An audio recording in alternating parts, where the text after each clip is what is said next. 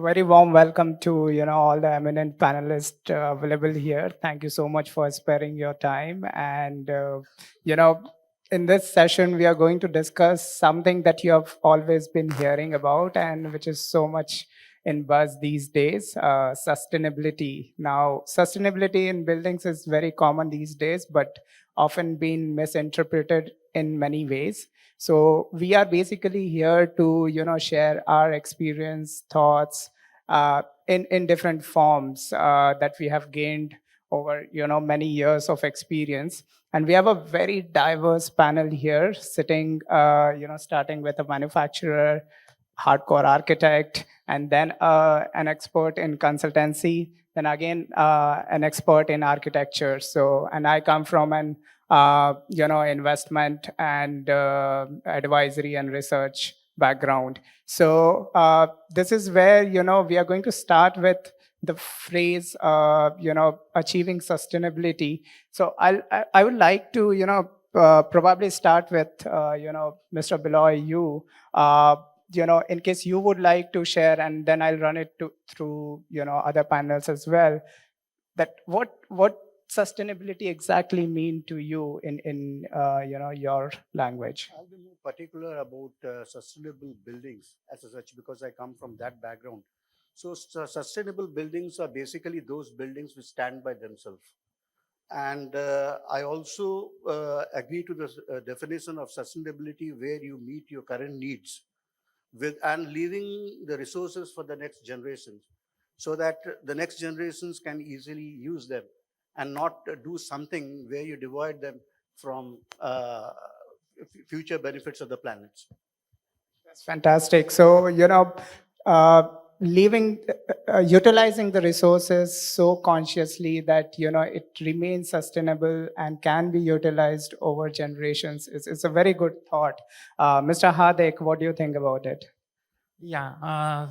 So sustainability with respect to my field, which is architecture, is I'll simply put it into just two aspects. One is like designing with climate responsive building with locally available materials. If you are able to just achieve these two factors, and which will take care of all the other requirements of a sustainable building. So I think these two are the key areas which an architect or even the developers or anyone can focus on to it. I think more than 90% of the goals will be achieved.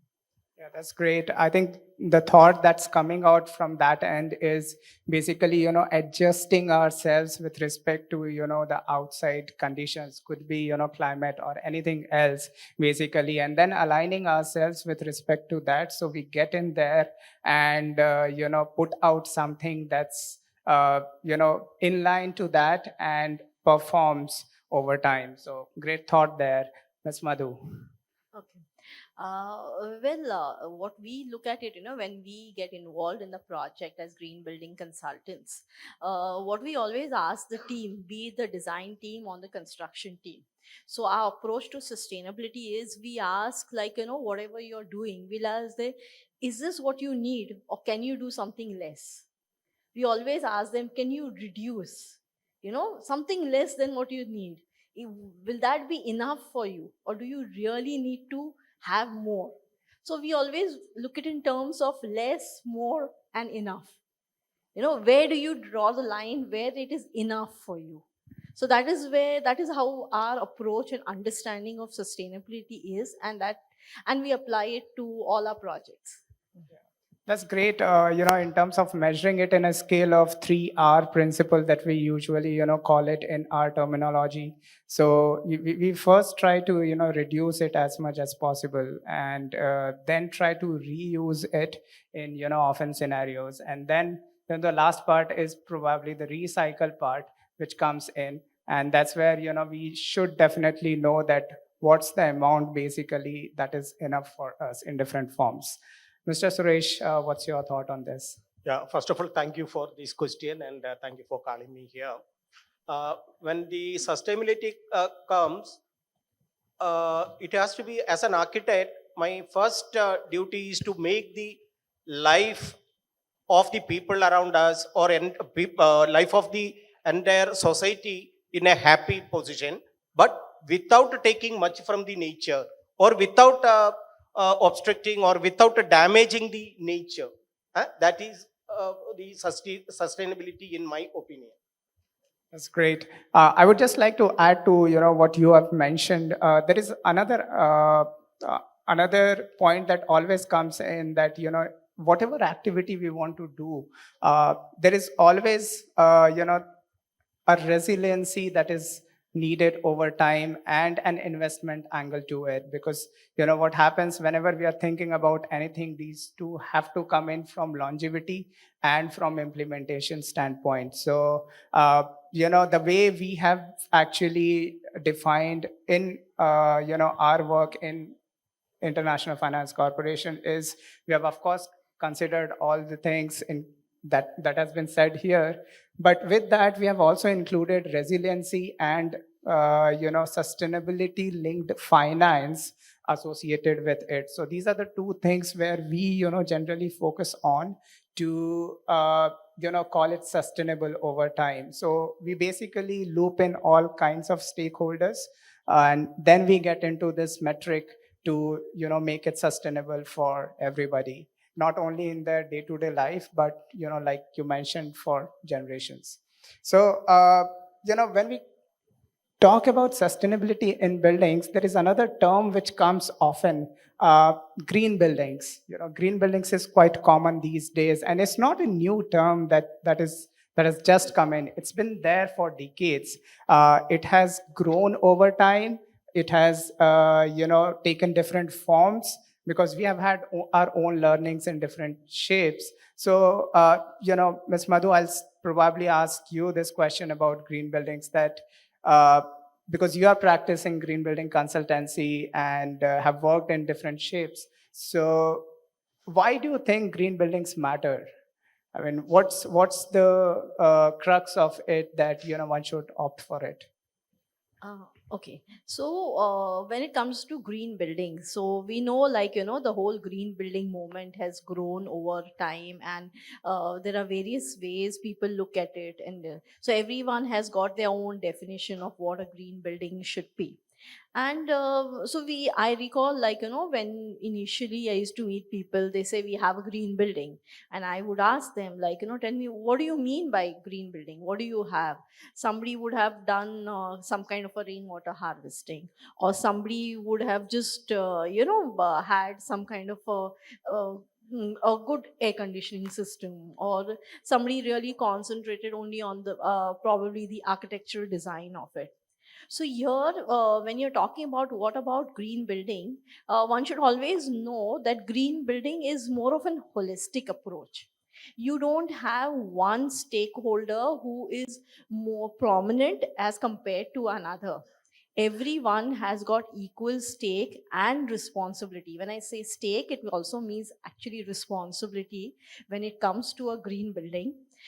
Be it a person who is designing it, who's looking at the building in terms of its internal design or the external design, where you may have simple things like choice of your plantations, what kind of plantation, the height and even the density matters, the building envelope matters, the system. And this is not a step by step thing, it is a integrated approach. Even your systems, like, your air conditioning system, your lighting, like, if you're going for lighting, if the architect has provided a good amount of day lighting, it really complements. So they have to all work in an integrated manner, and that is what a green building actually is. Everyone working together in an integrated manner, and delivering something which is which has a lower impact on the environment.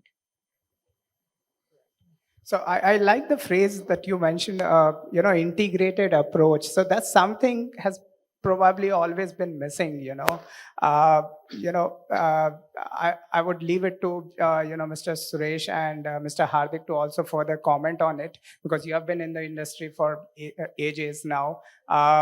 You know, what I have actually, heard from my seniors is that, the way we used to design was we will first approach an architect, they will design something, and then they will call the MEP guys to, then freeze out with whatever spaces they are left with. And then probably the suppliers and manufacturers will call in to ensure that, whatever we have designed and MEP guys have decided, they have to provide it. So and the green building consultants, I guess they were nowhere in the picture those days. So but the way design has progressed, or this entire journey has changed over time, is that the integrated approach is something where every key stakeholders comes in together from day one to discuss every aspect of design. And that hierarchy design process is now, up to a large extent, I believe, is gone. But there is still some practices that's happening, probably need to learn this approach and incorporate. So so thanks for sharing that thought, Mr. Biloy. I'll go to you. So Ms. Madhu also mentioned that we have to think it from external and internal processes. And when I think of external, first thing that comes to my mind is the building envelope. So when it comes to building envelope, it reminds me of walls, or the materials. Yeah. So I would like to know from you, what are the key drivers behind growing trend of brands that embraces eco and sustainable journey over time. So if you can share any thoughts on that. In fact, there are two parts to it. One is the solution which you offer, which you integrate your products with the systems and all. And the second is the approach which you take on the product part. So as you all know today, manufacturing units are responsible for the bulk of carbon emission and energy conservations and all.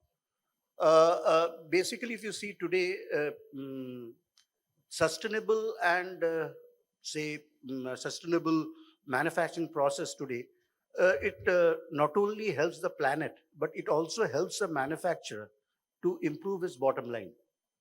Now, to elaborate on that, if you see, like more and more brands today are embracing sustainable manufacturing processes, because they are, in one way, they are responsible towards the environment, so which includes reducing waste at the factory points, controlling emissions, and using renewable resources, and obviously recycling. Then you have the social responsibility as a part of it, which we say that having a good working condition there.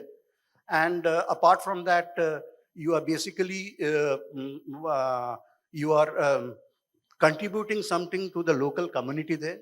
And obviously, you are manufacturing such a product which actually changes the life of the customers. And thirdly, obviously, the economic benefit which you have out of it, like constantly identifying material and energy waste, and trying to eliminate them through systematic and constant factory audits. So that is what we do. And obviously, when we come into the application parts, we have designed systems in such a way that today we are able to come to the architects, give them solutions, and tell them that, look, if you are using this particular system, so it reduces the required U value of the envelope, like it drastically improves the building energy demand. So that is how we approach them. And if you see the key drivers, basically what benefits the manufacturer is, obviously, as I told, the first is the cost saving. Then it gives you improvement in your reputation. Like when you do take these efforts, it really resonates to your customers, and it gives you the competitive advantage. It gives you a safer working environment to work with. And finally, nowadays people get tax rebates and subsidies. So that is how now the manufacturers are driven towards this initiative. You have actually covered, touched upon actually, many different points, in your answer. I would like to share an incident that happened with, one of our projects, similar to what you have mentioned on cost. So we were working with this low income housing. We call it self-built homes. The idea was to actually make these homes more sustainable, uh, qualify the green building standards, and improvise on thermal and visual comfort. So these were the three things. And of course, the bottom line was, at a minimal cost possible, because we are talking about low income homes. So in that case, when we started on this journey and did some preliminary research, we found that uh, in these buildings, still people use red bricks. So, and when we investigated it further, we realized that, the red bricks actually cost 10 to 15% minimum more than any other, exterior or interior wall materials in general. So, and that was bare minimum. So, a huge learning there was that one of the criteria that we would want to suggest to anybody who is building such kind of homes or at a large scale is to avoid red bricks. That was one reason from cost standpoint. Then there was another study that made us curious to do was that what is the embodied carbon of that particular material, how impactful it is to the environment. When we are talking about sustainability or green buildings, we had to touch upon that. So when we looked at it, it was roughly double the amount of any other exterior wall materials that we would propose to them. So that was another thing that helped us convince to the owners that this actually makes sense for you, not just from the environmental perspective but from the cost standpoint as well, and which was catchy to them basically. And then we discussed it with large developers as well, and they bought this idea of just going away from that. So thanks Mr. Biloy for sharing that. So as we are speaking about materials, Mr. Hardik, I'll come to you and would pose this question to you, that how can advanced materials be integrated into building designs to enhance the sustainability without actually greenwashing? That's the key term there, because as common the green building is, so the greenwashing is. So would like to know your thoughts on that. Yeah, thank you, Sahil. I think that's a very pertinent and very important question of the day, I would say, especially in the light of everybody just greenwashing the buildings and calling it green. So, as I would say that, I'll just give you an example of one of our own projects where the client has used solar panels for the entire facade, and that building today is generating more than 5 lakh kilowatt hours of energy in the entire year. So that is one of these kind of practical materials are available now, wherein you can innovative materials are available wherein you can create sustainable buildings. And apart from that, this to being at a very on a very commercial level, but even for like simple housing and even those kind of places, you have green alternatives available. Like I'm sure LED, I think so, it's now become a norm in every project. So that is one way. And there are many other in terms of take about plumbing. So there are low flow gadgets available. The fixtures are available which will reduce your water usage and so on and so forth. You have your solar heaters and whatnot. So these kind of when you use these kind of innovative materials and technology that are available, that definitely can work towards creating sustainable environment and sustainable structures. That's great. Mr. Suresh, I didn't leave you intentionally, so just coming to you. And I have a very specific question for you related to, educational institutions. So, how can educational institutions adapt to equip future designers uh, with the skills needed to excel in this area? So, any thoughts on, for the upcoming generations?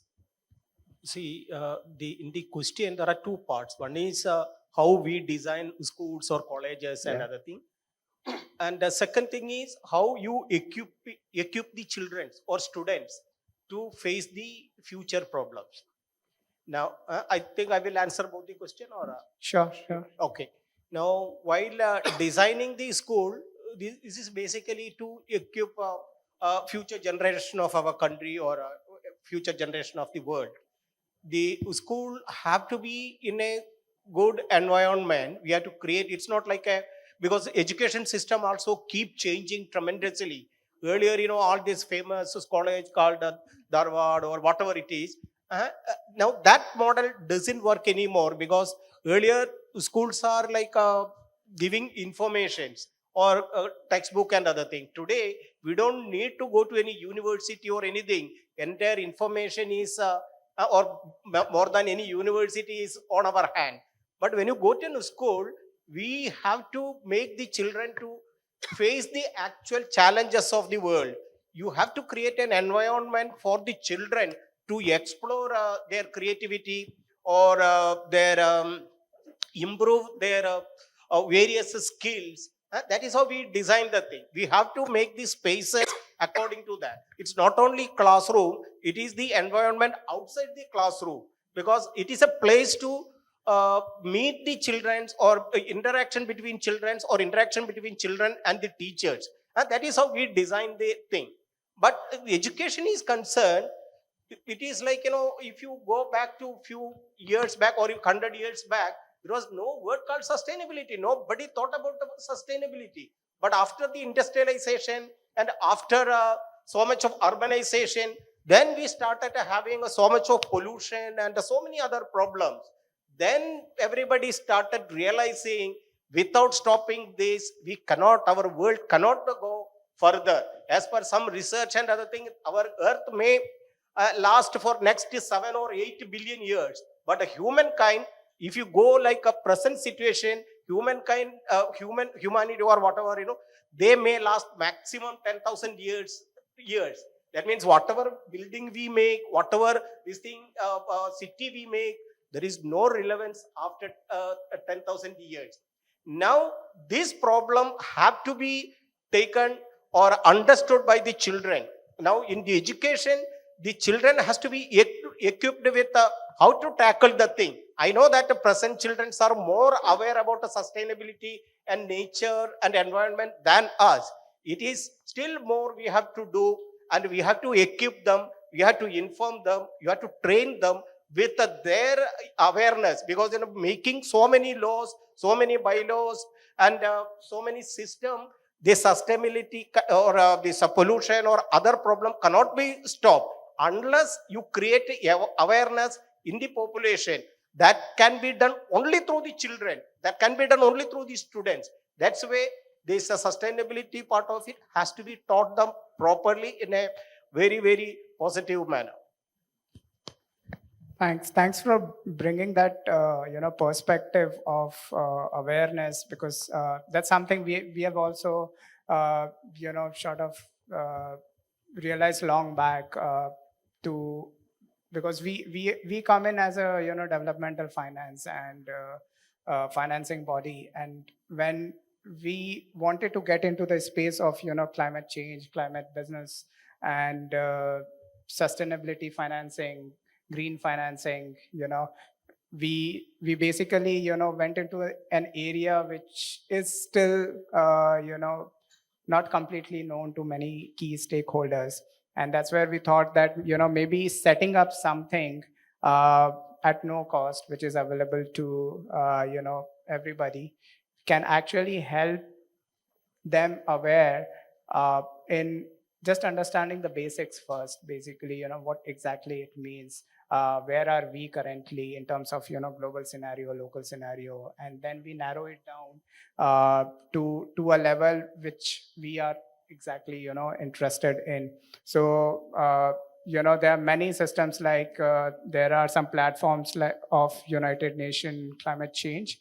There is a platform of IFC as well, and there are many other free resources available, which basically is being adopted by institutions these days, where they can actually just get into a collaboration mode, sign an MOU with them, and have these courses integrated in their education system. So that's how they can further penetrate into this area and can get the future generations ready. So thanks for bringing that perspective. And as we are speaking about it, I would like to bring a perspective of an architect. So Mr. Hardik, next question goes to you about, the designers, the architects, how can they basically, overcome perceptions that sustainability is a trade-off. This is again very common thing that we hear in our day-to-day practice. And would like to, you being an architect, would like, I think you're the best person to answer this. So Yeah, that's thanks, Sahil. And I think you yourself have answered this question just a couple of minutes back. Sustainability being a trade-off is actually a myth. And like you gave an example of red bricks. So it is just the question of awareness, which we need to bring in front of everyone. Can be doing sustainable design or creating sustainable buildings is not actually does not impact any cost, because with the kind of technologies available nowadays and the kind of building materials available nowadays, if you use like AAC blocks, or you use MDF, or you use these kind of the roofing sheets which are nowadays available, they are actually much more economical than doing your traditional the conventional material which we normally use and which are not at all sustainable. So it is just a question of awareness and bringing these kind of materials, people getting access to these kind of information, that all these kind of materials are available which can be cost effective as well as sustainable. And traditionally, if you see our entire architecture paradigm was actually sustainable. Like my dear friend Suresh Babu has mentioned, that all these things about sustainability has come in after industrialization, and when we have started exploiting the mother nature beyond what is required for our basic needs of living. And if you see our traditional houses, they were made of local materials, of local earth or stone, which were locally available. The designs were climate responsive. And if you go back to your roots and you learn from them, it is actually very cost effective and much more. I mean, the kind of word sustainability is not required to define them. It's like it was our inherent nature. that's great. I think the message there again is to, be aware of, what you need and how much you need. Going back to, what Ms. Madhu also mentioned earlier, that, quantification is very important. And this was one area which was a challenge for us as well, when we got into this space. And when we reviewed, in fact, the green building certification systems, for buildings to call them green, when we reviewed, we found that, the larger area is basically, the point based system.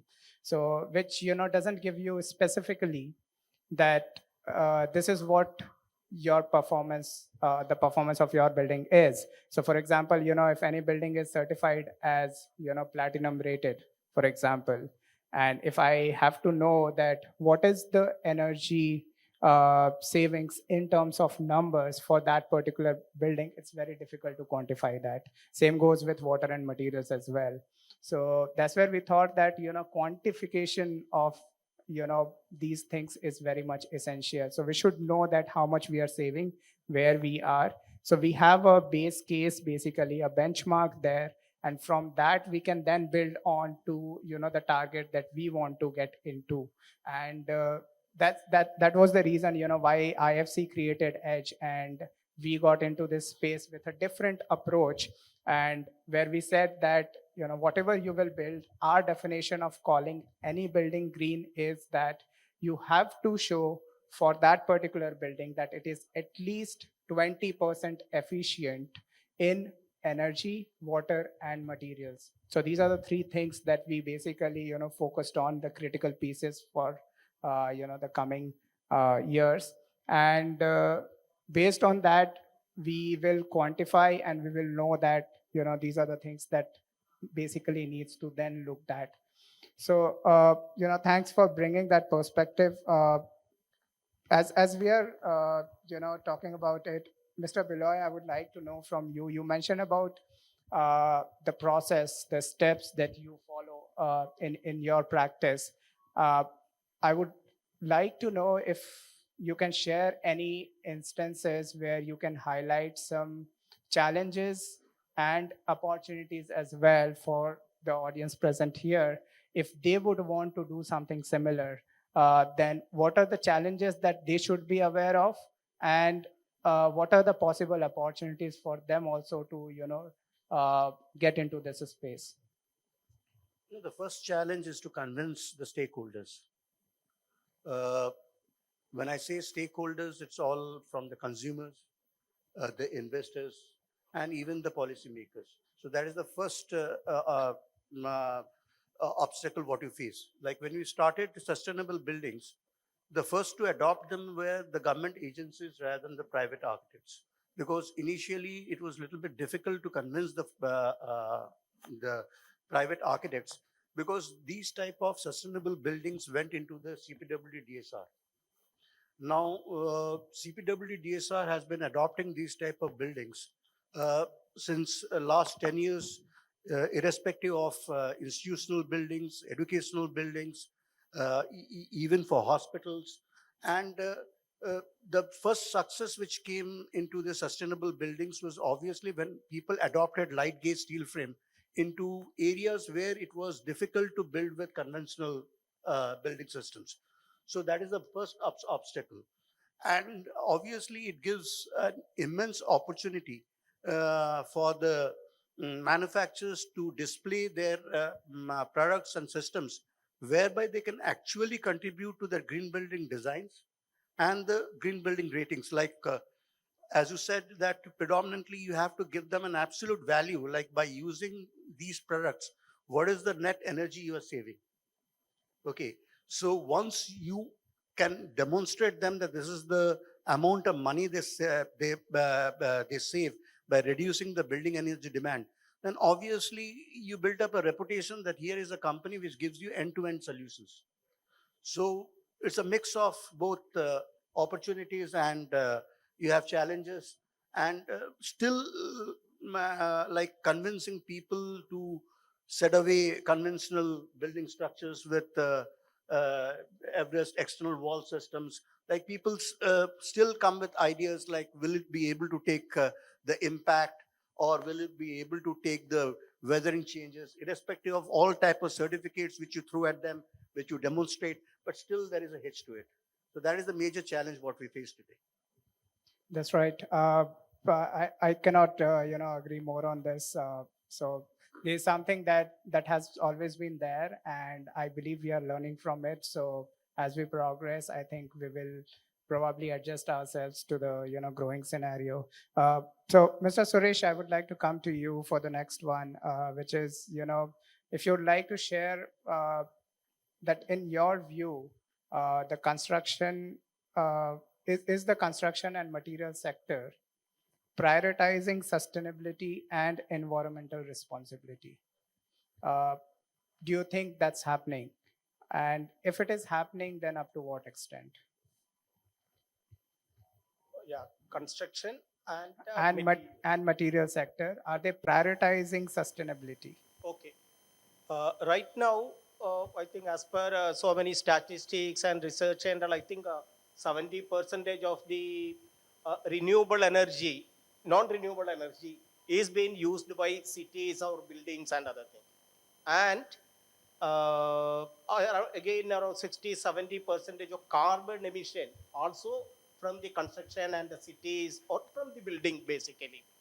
Now, that shows our buildings and cities are the one of the main contributor for the that degradation of the our environment, and we require a lot of introspection, and we require a lot of technology, lot of system to improve these things.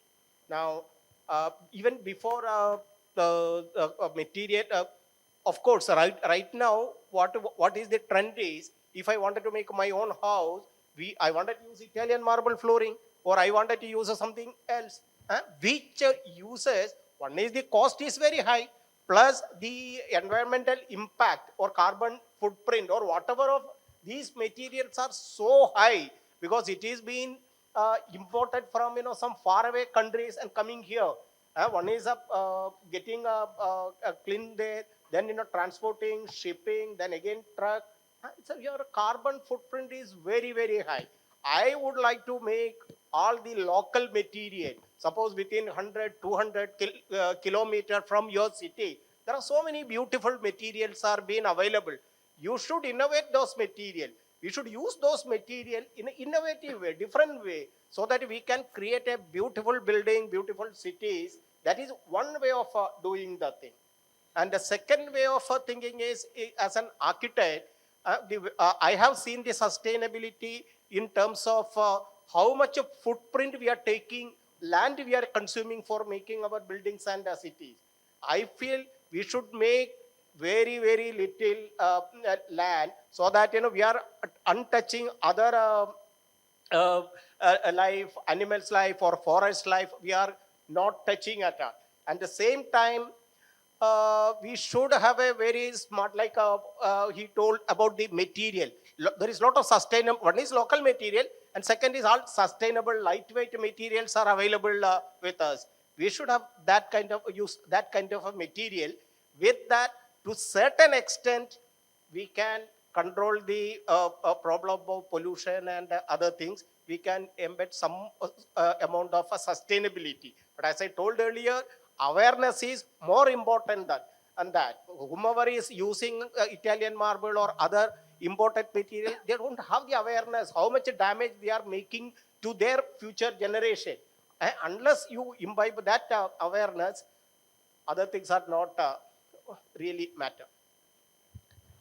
I think there is always a myth that we hear from different stakeholders is that adopting these things is too expensive, and that I believe that comes from entities who have either not taken decision early or have actually not yet tried it at all.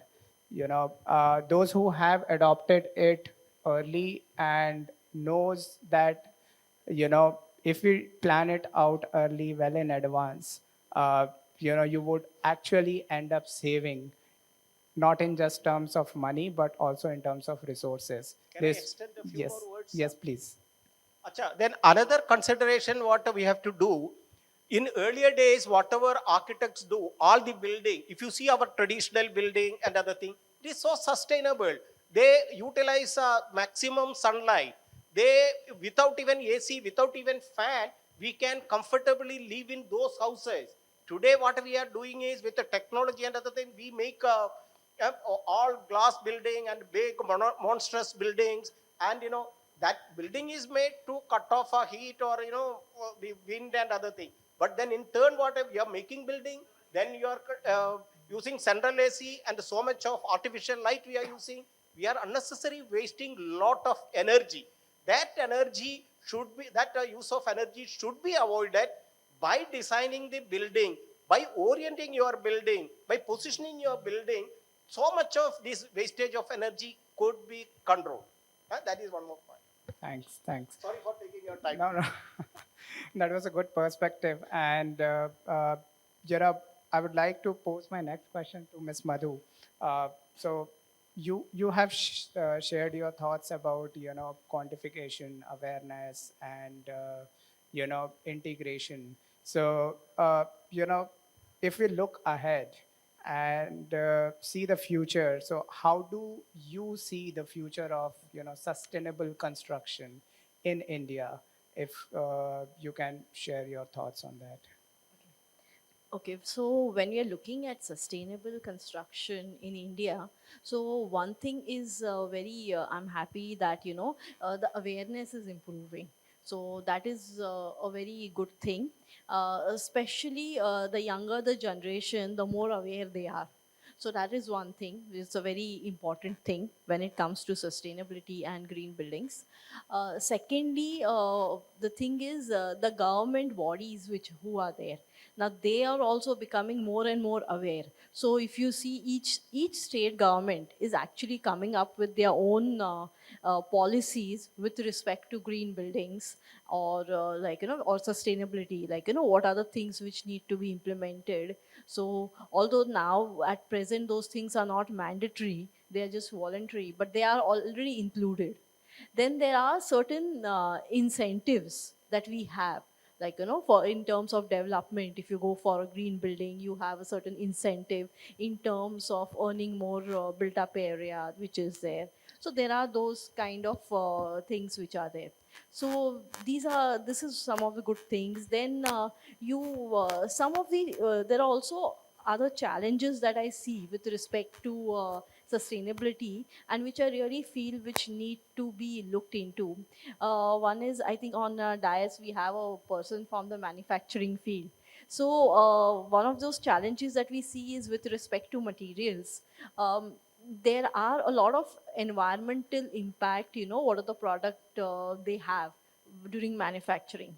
Those details also impact the environment, the process itself.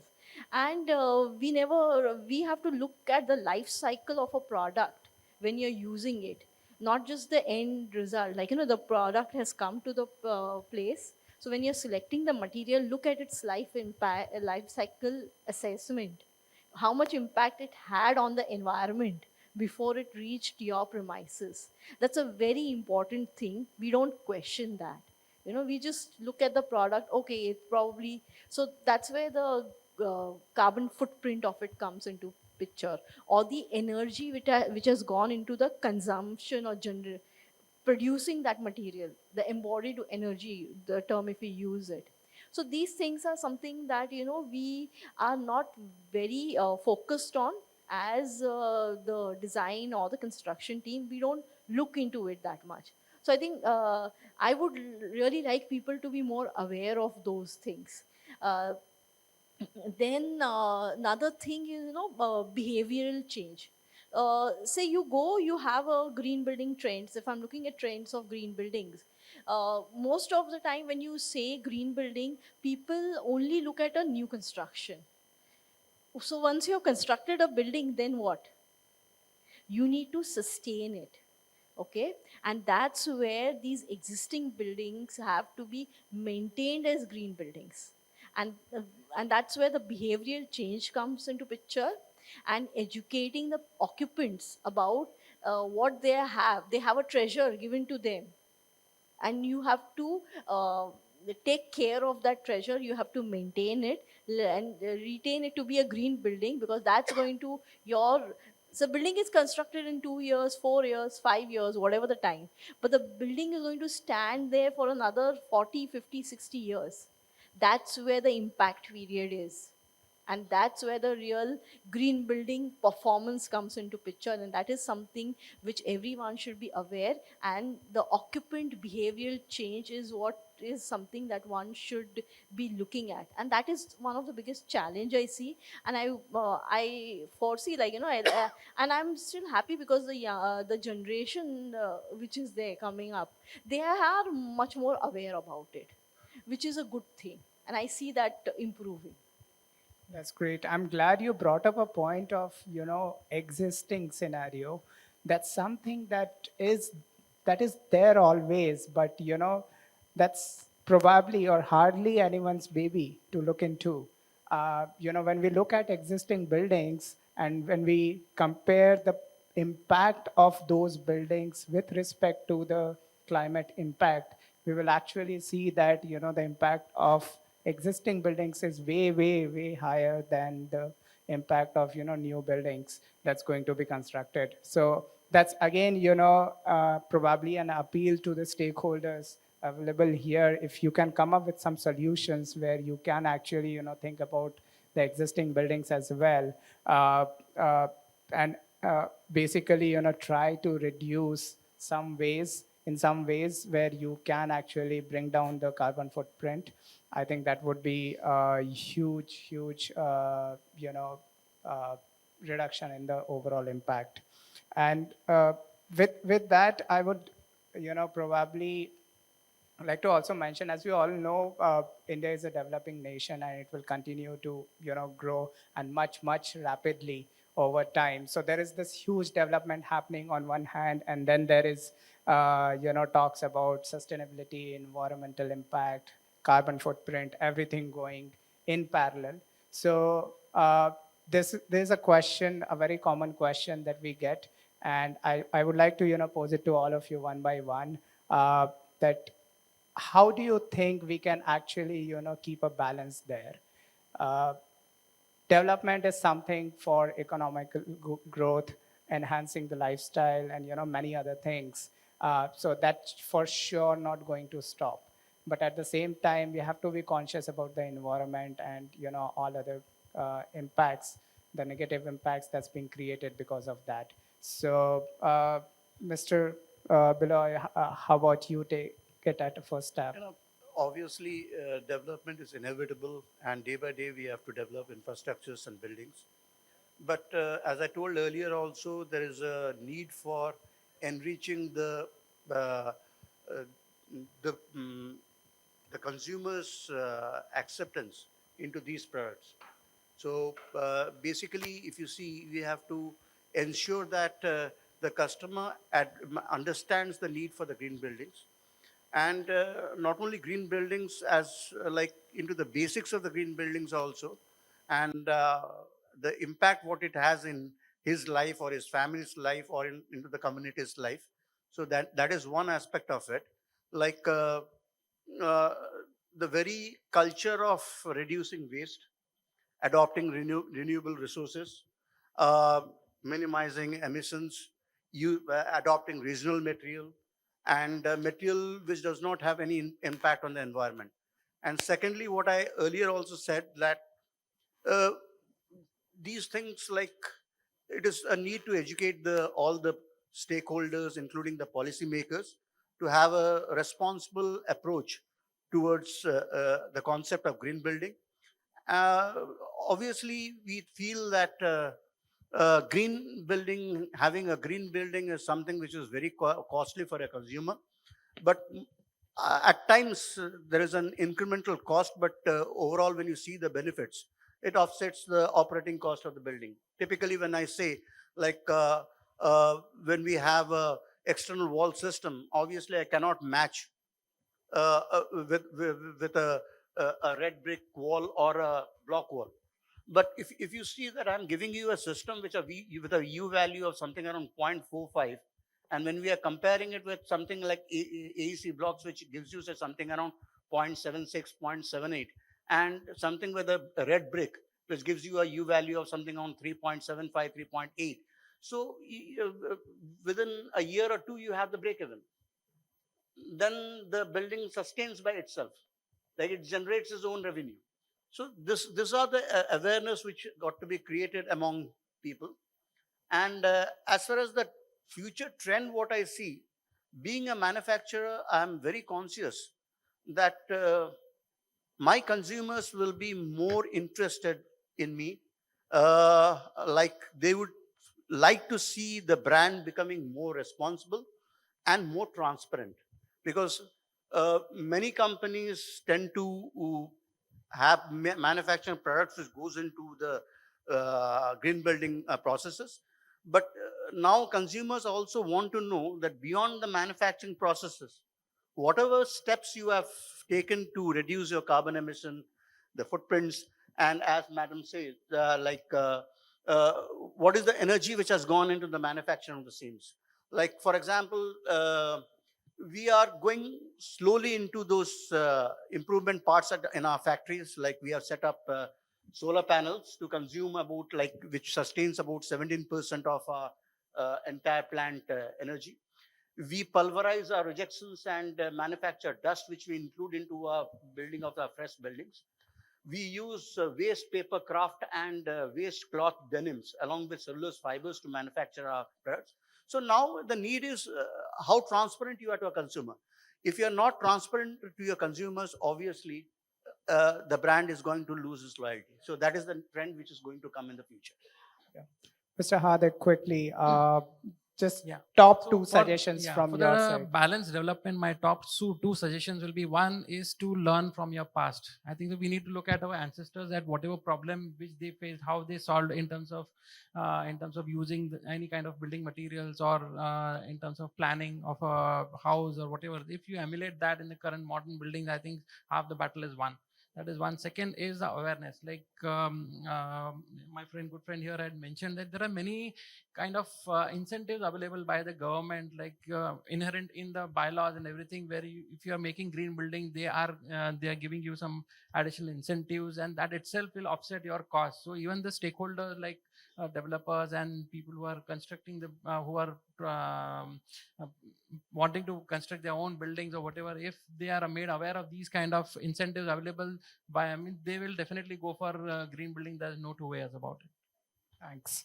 Ms. Madhu? Okay, so see, what we observe is, when we say word development and environment, they're both inversely proportional. So we should be aware of that. So what we can do is try to mitigate the impact we have on the environment. So things that when we talk about, look at it, how it's impacting the environment is one way is like, see, look at what is environment. So your greenhouse, what happens? It affects the greenhouse gases. Look for materials with less greenhouse gas emissions. Then the surrounding, there will be afforestation, like, deforestation because of that.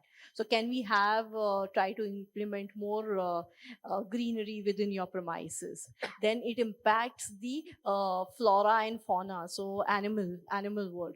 Can you try to be, more sensitive to the animal world around you, rather than looking at them as the enemies who are encroaching on your space? These are few things when we look at it, like, look at things which will mitigate the things and avoid the conflict with the surrounding. That's all we say. Thanks. Mr. Suresh, your top two. Yeah, we are penetrating into the extended time. Anyhow, I have only one solution. I have one solution, but it got a four arms. There is a development we cannot do away with. We have to live with the development. But I feel, to less impact for nature, we should have high density, high rise development. I don't know whether everybody agree or not. High density, high rise development. And second thing is, you should have all mixed use development. Whatever I require from my house, within 5 minutes of walk, I should be able to get. Whether it is my consumable or my school, my shopping, whatever, 5 minutes, so that I can avoid all my car travel and other thing.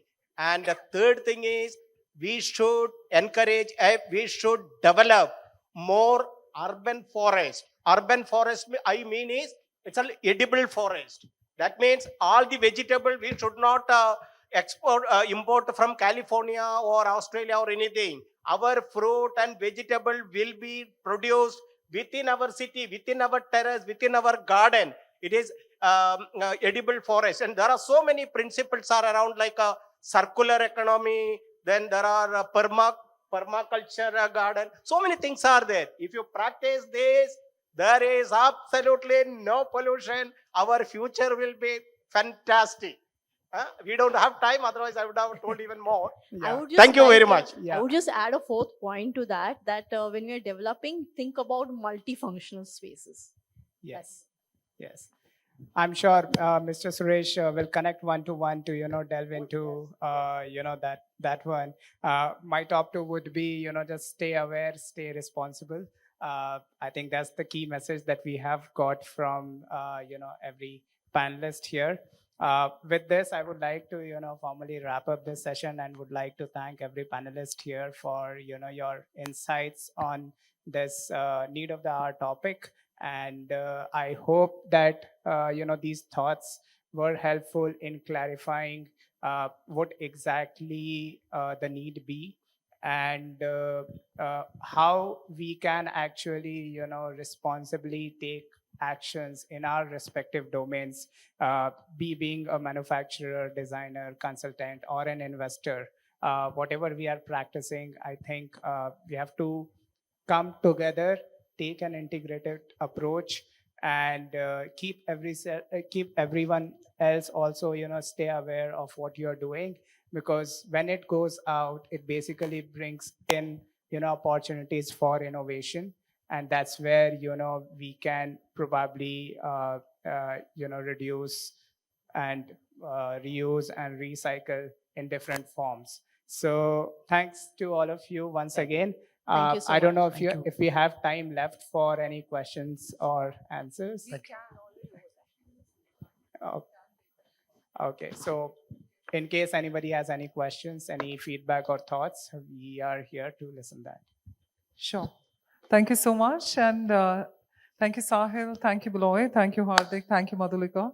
And thank you so much, Suresh, for joining us today.